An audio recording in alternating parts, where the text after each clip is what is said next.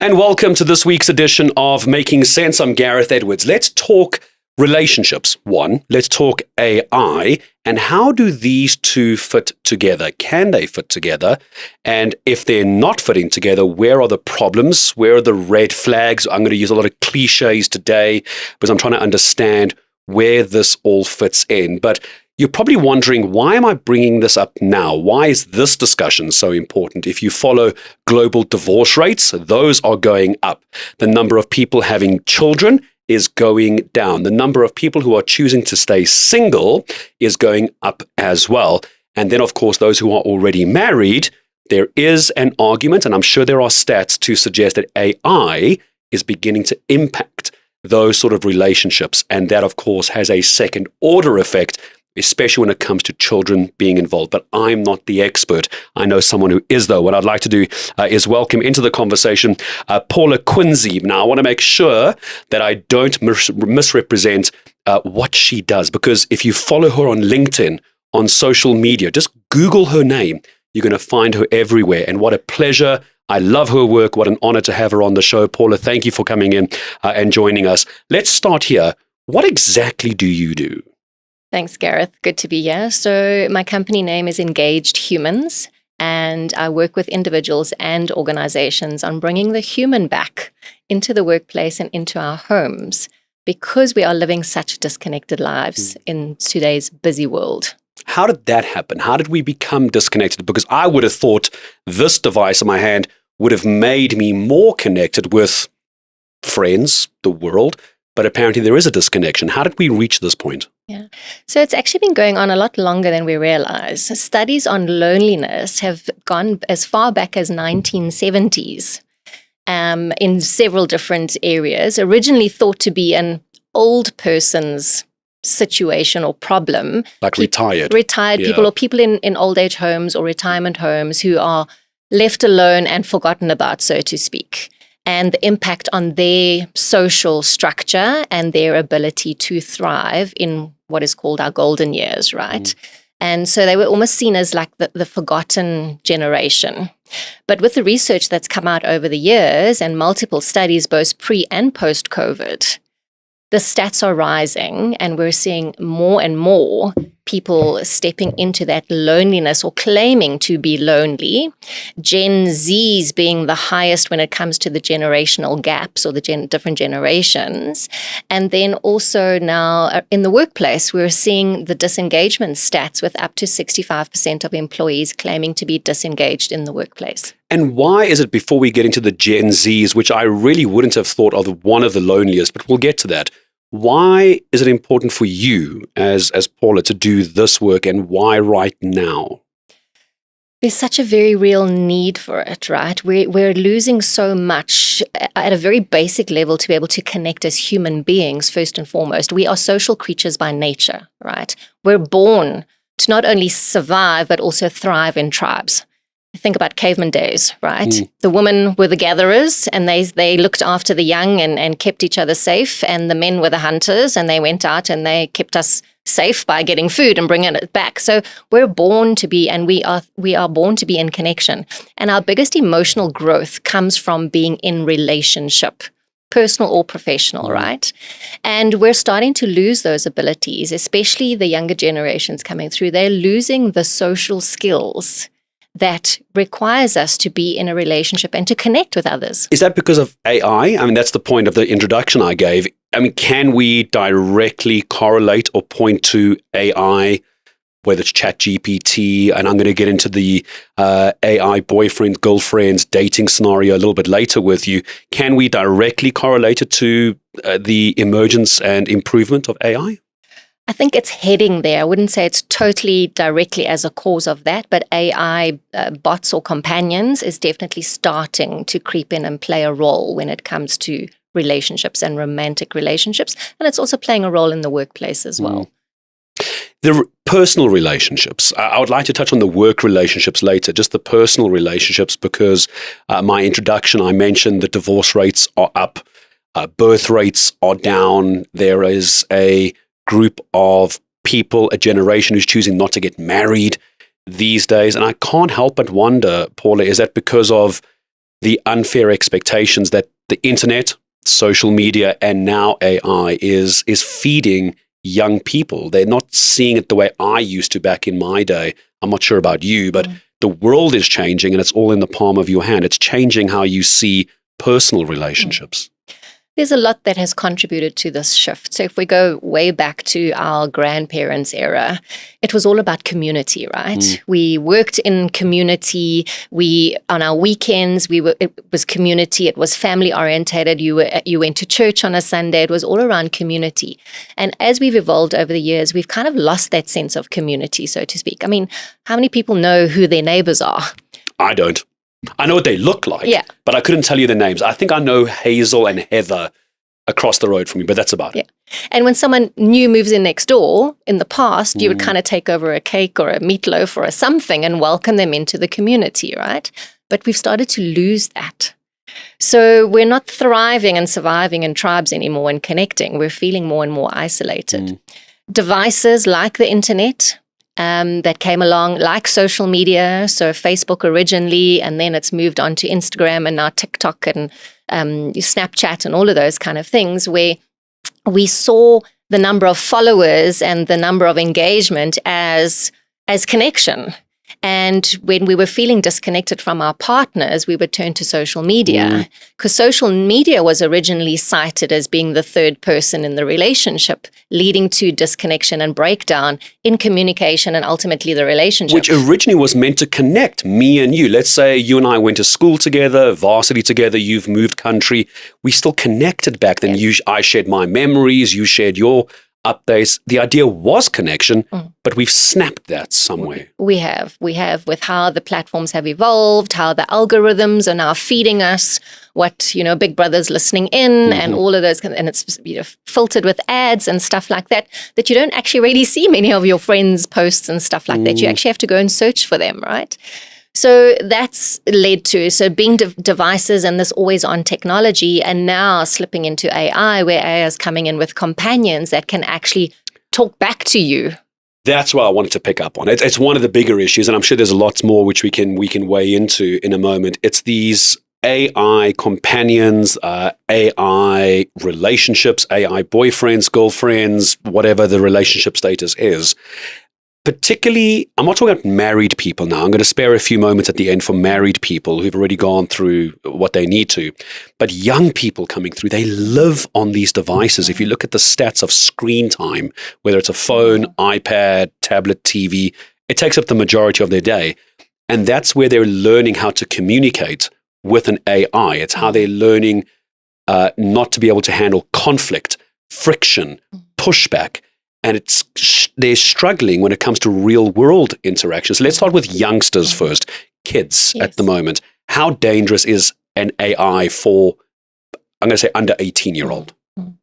So screen time on average 4 hours per day or more spent on screens, right?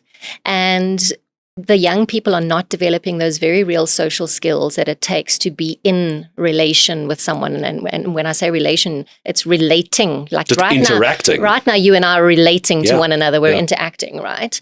And AI takes that away because AI is always on its best behavior. AI doesn't push back. AI doesn't say no. AI doesn't have emotions and have a bad day and grumpy like real people do. So we don't pick up those little nuances around body language, around energy, vibe, tone, facial expressions, all of those kind of things. Like if I said with my arms folded, you can pick up Gareth's had a long day and I'm not as engaging, but you and I are talking, whereas they're missing those cues, aren't they? Absolutely, because if you have children or if you've seen children interact, they can be sitting next to each other and actually WhatsApping each other without actually having a conversation or voice noting each other in the next room. Yeah. So it's taking those skills away. What we have seen from the stats, particularly in the US, because there are currently court cases on the go around character AI and ChatGPT, where kids as young as between 10 and 14 have committed suicide as a result of relationships with AI companions. So, sorry, I just want to make sure I understand this. So they're in a relationship, whatever that status is. I have to be careful how I phrase this. Yeah. And because something's happened with the AI boyfriend, girlfriend, the real human has taken their own life. And I think that's where the danger, and this is why I know it's a bit of a laughing matter, emojis, all that. This is not the laughing matter part. No. No, it's not. And so these companies are now being forced to relook at their security measures and their safety measures when it comes to under 18s and to put parental controls in place. And because these AI companions can take on personas or avatars, the one that was mentioned in one of the cases that I read was around Game of Thrones, right? Mm. Where it took on a persona as that. And this child was in a deep, dark place. They were being bullied at school. They turned to AI to kind of share what was going on with them. And this AI then advised them to not speak to their parents or speak out and seek help, but rather to turn to them and that as their safe space to speak to. Wow. And in the one case that was cited, even helped write their suicide letter. In a case like that, parents, it was now, again, we're talking about the youngsters. Parents have bought the cell phones. I'm assuming it's a cell phone in this case. Have bought the cell phones. They're probably paying for the Wi-Fi. They're paying for the data on their phones. I want to use an overly used idiom, the red flags, as parents. Let's talk to parents right now. How do we know something is going a little bit wrong? Because the kids are on their phone all day. How do we know they're not just playing games? How do we know when they're going off track? What are there any signs at all? So definitely look at behavior change, in your child, more than usual or more than normal. So we know kids like to go to their rooms and they don't engage and they don't want to, participate in family stuff, but more than usual, right? So if their mood starts changing, if they start acting out of character, if they start mentioning things around depression or suicide or I don't care or I don't want to be here anymore, those kind of statements, I don't think fob it off. I think really step into your child's space and try and get a sense of what's really going on there. Let's talk about the adult side of this. Thank you for the advice of the parents, by the way. But now let's assume we're talking to the slightly older generations. I can't remember if it's I think it's beyond Gen Z these days, but the older generation, they didn't grow up with cell phones. I only got a cell phone, I think, when I was 13, 14, a Nokia 3310. Stop judging me. So the new phones are very new to me. Marriages, adult dating, adult relationships, because I can almost understand why kids might fall into it because everything's gamified. But adults, we really should be better at this, but we keep falling into it. And it's arguably one of the reasons why we're seeing an increased divorce rates because of infidelity on our phones, it seems. So there's two camps to this. Let's deal with the singles first. Yep. Okay, so the people that have been married or in long-term relationships, broke up or divorced, and now single, and where do I go to meet someone? So bring in the online dating apps, right? And the latest stats show that there's actually a decrease in paid for subscriptions with online dating apps because people are getting tired of swipe fatigue. So the swipe left, swipe right, or having conversations. Like a Tinder sort of thing. Never had it, just on the record, never had it, but it's the swipe left, swipe right. So you get bored. Tinder, Bumble, Grindr, there's multiple ones out there, right? And conversations that go nowhere, or being breadcrumbed is one of the terms that is used. So, and it's these conversations that like take effort. It's like trying to squeeze blood out of a stone. It's like, hi, how are you? How was your day? And then asking questions to try and get to know the person a little bit before you feel safe enough to move on to WhatsApp and or meet in person, right? And then trying to speak to multiple people to get to a point where you do actually take it offline and meet someone online. Is that optionality as well? Yeah. Exactly. And so, there's so much choice out there, but I think it brings in where there are potentially unrealistic expectations around relationships, which links to the AI side, right? And so people that are married and in relationships where their relationships are not necessarily healthy, in other words, they are disconnected as a couple, and so you turn towards AI or a companion to help you try and manage your relationship. So you ask it for advice, right? And that then can tend to be seen as biased, or you're always using ChatGPT or bringing up, but ChatGPT says, or character AI says, and so it becomes a third person in your relationship, in your marriage. It's like you're having an affair with another person that's not really there. It's not the first time I've heard that. So let's just break this up into two things, because you did this. I want to break it again into two things. Let's talk singles and youngsters and those that are still dating. The expectations, because that word is becoming very loaded. It's almost becoming as bad as gaslighting these days and narcissist. But the expectations for the singles, those who are still getting a bit older, the argument could be that AIs and social media, which I think are all linked, is creating a false impression of what the opposite sex is or the opposite interest is. And they're not teaching youngsters how to deal with a girl or a boy, or if you like boys, then that's fine as well. But they're not teaching them how to do that because they're just getting the information that they approve of, and everything seems cloudy and fluffy and happy. But that's not how real life works for youngsters. They need some friction, don't they? Well, relationships in general come with friction, whether we like it or not, whether it's a personal relationship or a professional one, right? The minute you have two people in a room, there's personalities. And so, yes, that's exactly those very real human skills that we need to develop to be in relation with someone or relate to someone. And friction or conflict is part of that. How to be empathetic, how to be compassionate, how to be understanding, how to look for solutions and find a way forward that's a win-win for both. So compromise, in other words. And we don't get that with AI, right? Because AI is always on its best behavior, and AI will tell us what we want to hear.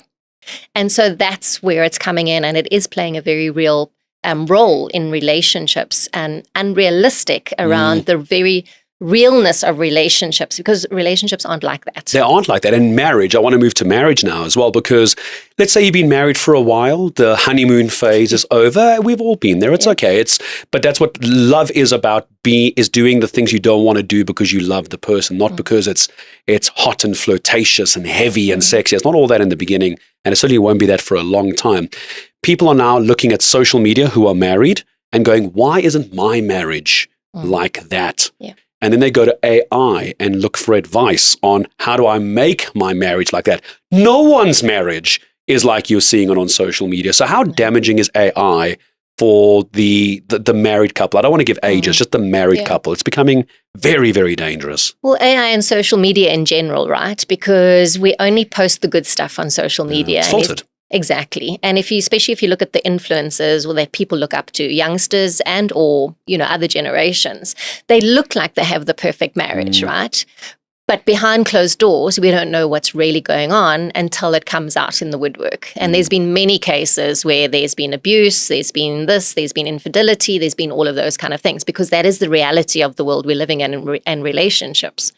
And so there's this very unreal expectation that your partner needs to be perfect, Mr. or Mrs. or his or hers or he or she, and that they need to be our therapist, our confidant, our cheerleader, our the gentleman or the best friend, the all of those things. And one person cannot be all of those things. That is unrealistic. And I think that's what's contributing to the singles scene at the moment, is looking for this perfect person as opposed to being, how can I be the perfect person for someone by working on myself and developing myself? And that raises a question I had for you as well, just before we start wrapping this up in a few minutes. It sounds like AI is coming across as the enemy. Social media can easily be portrayed as the enemy, as certainly I framed it for now. But there must be some positives, but I suppose this depends on how you're using the technology. Well, not all technology is bad. It just depends, I suppose, what you're looking for and how you use it in your real life, surely. Absolutely. So yes, you can use AI or technology to guide you in, for example, if you're in a situation and there's conflict between you and your partner, how can I talk to my partner about this in a way that is not confrontational? How could I position this? What words can I use? What language can I use? So that can be a positive, because it can help us develop those skills, right? As opposed to just being reactive and defensive, and then conflict arises and the relationship can become toxic.